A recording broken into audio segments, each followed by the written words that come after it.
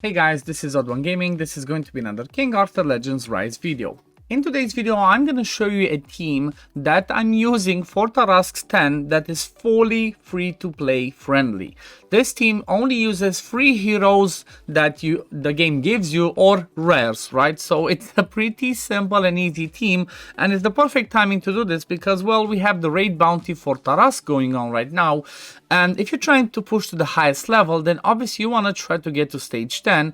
That gives you 114 of the currency every time you do a run. So the team that I'm using, again, it's so fun. And the reason why I wanted to do this team is, first of all, I always try to make, after I make my initial video showcasing the team that I'm using with legendaries that I got and whatnot, I always try to come back and do a team that uses only free heroes, right? So 2 free legendaries, which are pretty much most of my teams, and then from that 2 rares, 2 uncommons, or something else that's a lot easier to obtain than some other legendaries. Before I jump into the video, I just want to mention that as part of the content creator program for Netmarble, I have some more codes to give you guys, so make sure to go and check the link in the description and pinned comment of this video. If you click that one, it's gonna take you to a page that's gonna say support. Click support and you're going to be supporting me. Costs you nothing, helps me a ton, and at the same time I will be sending you codes out that is going to give you summons, stamina, and gold. So make sure to follow that link. Now let's have a look at what team I'm actually using. What am I talking about? Well, it's a pretty straightforward team. So number 1, Morgan. Everybody gets Morgan for free legendary. She's amazing in my eyes, and from my point of view, she's the number 1 legendary in the game. Number 2 is going to be Sergius, right? Everybody can get Sergius. You can buy the hero from the arena shop, which we get a ton of currency from. And then the Flame Relic, again, you can buy it from the clan shop. Fully free to obtain. Damage dealer, Rosier with the Flame Relic. She is only force, Chivalry 4, so I still gotta improve her. But this one can be anybody else. Whoever is your best Flame DPS, that's what you're gonna use in this slot. So I just chose to go with Rosier. Honestly, I'm quite sure I could even go with the uncommon, like, what's his name? This one, Maul, right? I think his name is Maul. Yeah, I could even go with Maul, just build his Flame Relic, and then, just go ahead and clear it. And then the last one, which is kind of really important, she's really amazing and really helpful for this. The last one in the team is going to be Sarah, right? Sarah covers a key role in this team, and I'm gonna explain to you what role she actually covers. But when it comes to this one, you obviously, because I'm not extremely fast, right, you have to be able to have your people be built so that you can take 1 hit. That's all you need, right? If you take that 1 initial hit, after that you're good to go. This team should be 100% consistent. Maybe once in a blue moon it's gonna fail, like, if you have some really extremely bad RNG where you don't land the attack gauge decrease with Morgan 2-3 times in a row. Apart from that, this one should never fail, right? Your number 1 goal is to keep pushing the attack gauge of the boss and a little bit of the one of this one, and then you're good to go. The reason I'm only talking about these 2 is because this arm on this side you don't care about going, right? The left arm, when it takes a turn, recharges Tarrasque's attack gauge by 60%. Well, that's where Sarah comes in clutch. You see this attack gauge disruption? That's what Sarah can do with her. I think it's Chivalry 3, which at the point where you're trying to push stage 10 of Tarrasque, you should easily have Chivalry 3 for somebody like a Sarah, if not even a lot higher, because she's just amazing. She's just amazing as a healer everywhere in the game. Now, when it comes to the other ones, like for example, Rosier, she just, built whatever I have in her Flame Relic. She's just damage dealer, nothing too impressive. I'm going to show you the builds. But the reason why this one works so well is, first of all, like I said, Sarah blocks the attack gauge boost from this left arm, which is kind of the one that can be tricky, that sometimes with other teams it gets a turn. Even now I think maybe it might get a turn. So even if it gets a turn, it does boost the attack gauge, but the boss does not get that attack gauge because of the attack gauge disruption that we landed with Sarah. And then obviously the other 2-1, which is kind of like the perfect combination of attack gauge control, is gonna be Sergius and Morgan. Sergius is only spamming the 3rd one. Actually, let me just show you the skill order so you see. So when it comes to Sarah, I only have her using the first skill. That's it. That's the one that lands a tag gauge disruption on the first skill. Nothing else is needed. Rosier, I'll use the third skill and the first one. Those are the ones that deal damage. You don't care about her healing from the second one because she heals up every time she does damage anyway. Sergius, you care about spamming that third skill with the Flame Relic. It boosts the tag gauge a ton. And then if you don't have it, obviously do the first skill. And then Morgan, with her base relic with the flame one, just keeps spamming that second skill because this one is the one that pushes the tag gauge back. Pretty straightforward. It's a team that takes like what? So this one says almost 6 minutes, but we obviously split that by 3, so it's about minute and a half, 2-minute run. It's a speed run with fully free-to-play heroes. Now let's go and have a look at the builds of the people that I'm using. For the lead, I'm just using Morgan because there's nothing else, right? Nothing else that is useful, so I just put Morgan, which I guess helps a bit because if something extremely bad happens, like if extremely bad RNG happens, at least people heal up again where they're not. If they get hit again, you should be fine. However, having flame relics, you should be able to sustain. Now let's go and check the build. So first one, Morgan. One key thing that's extremely important. This is only extremely important in order to make it fast. But if you wanted to just, just work and not be fast, you don't need any chivalry.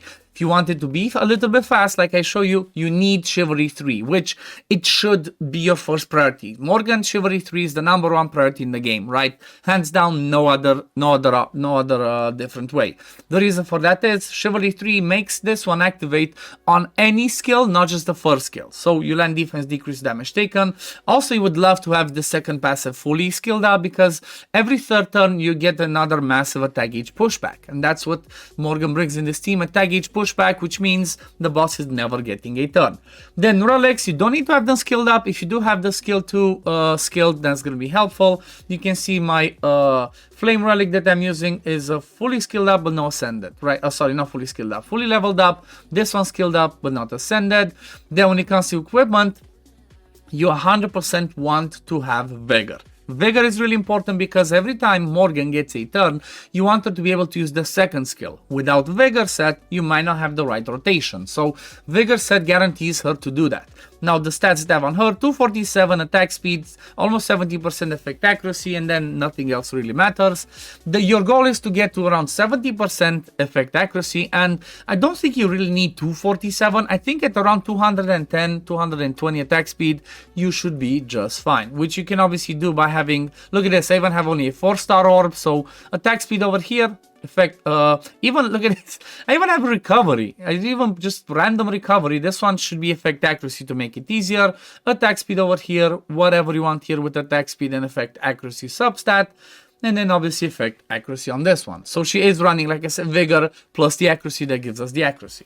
Next one, Sergius, pretty straightforward, vigor and just speed. Give him decent speed, and if you can give him some effect accuracy as well, like 50 to 70%, that can help because one of his passives is this one over here. When an ally is hit, he has a chance to, he counterattacks and then places focus target. If you have him Chivalry 1, which you can easily do by buying another copy from the arena, he lands attack speed decrease as well on the boss, which means the boss is going to be slower. It's going to make it 100 times easier to just keep him slowed down so he never gets a turn. Then when it comes to his skill ups, honestly, the only one that you would care from my point of view is to have this third passive skilled up. If you have this skilled up, you're good to go. You can stop. Again, like I said, Chivalry 1.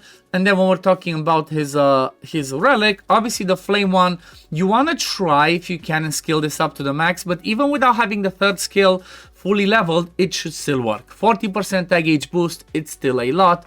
And you know, you're definitely going to want to try and push this to max because you're going to use him almost everywhere. So try to do that. Next one. Then we're going to have a Rosier, our damage dealer with the flame relic. It's not fully skilled up. I got unlucky. I guess I still need to get some more of these. Oh yeah, I just need to get this currency to max this one out. So I have a bit more damage and obviously high chance to proc this Hook of Death, which is going to do some decent damage as well, right? She's going to do a lot more damage, but obviously Flame Relic is where it's at. When it comes to her Chivalry, like I said, she's not even fully Chivalry yet. She's just, what's that? C4 chivalry, obviously you're going to want to try to get to C8. That's kind of like the nice spot. Then when it comes to equipment, she's running attack, accuracy, and I even have corrosion on her, right? I don't even have her fully built for straight up damage. She's a little bit of a mix of damage and damage over time that I'm using for Gorgos. Her total stats: 3.2k attack, 173 attack speed, 75% effect accuracy, and then she has 27% hit accuracy and a little bit of pierce. Which, you know what, I should level this up, right? I didn't even have this leveled up for that sake. But she has effect accuracy on this one, hit accuracy over here, attack speed on the ring, crit rate on the amulet, and then obviously attack percent on the necklace. Sorry, crit rate on the earrings. So her build is pretty straightforward, right? And obviously our passives fully skilled up because, you know, it can help, but I don't think they're mandatory. However, by the point you get here to farm this, you should have her skilled up. And then the last one, which is kind of like, you know, one of the key heroes for this fight, Sarah, passives fully skilled up. You want to have, this one's mandatory. You want to have this second passive fully skilled up just to be safe, so that you have this on a 1-turn cooldown, which means every other turn she lands it, and also increases the duration of these disruptions. Just in case, right? Just in case you want to have this. And again, another thing that's mandatory is to have a Chivalry 3, because Chivalry 3 is the thing that lands agonizing cuts, which puts attack gauge disruption. That's really important. Then when we're looking at her build, she's running vigor and accuracy, right? She's a little bit like, you know, she's pretty well built for me because I have her doing healing, having decent attack speed and effect accuracy. But what you're aiming for is to have around 60 to 70% effect accuracy. Obviously decent attack speed, maybe this one's a bit too fast, and then, like, you know, as much HP as you can afterwards, so she's gonna be a healer. I just kind of got her in this build, so she's useful in any area of the game where I need her for healing, for landing debuffs, and all of that cool stuff.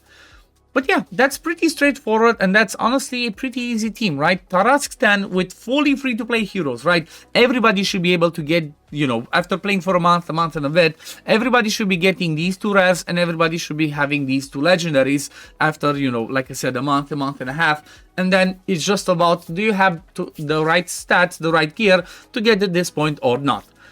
But yeah, we're gonna leave it at this for today, guys. Thank you all for watching. As always, if you do enjoy my content, don't forget to like this video, subscribe to the channel to see when I upload next. Don't forget to click the link in the description and pin comment of this video to support me as a content creator and grab yourself some juicy coupons every time I do a mission. And yeah, I'm gonna see you all in the next one. Peace, love, take care, everyone. Bye, guys.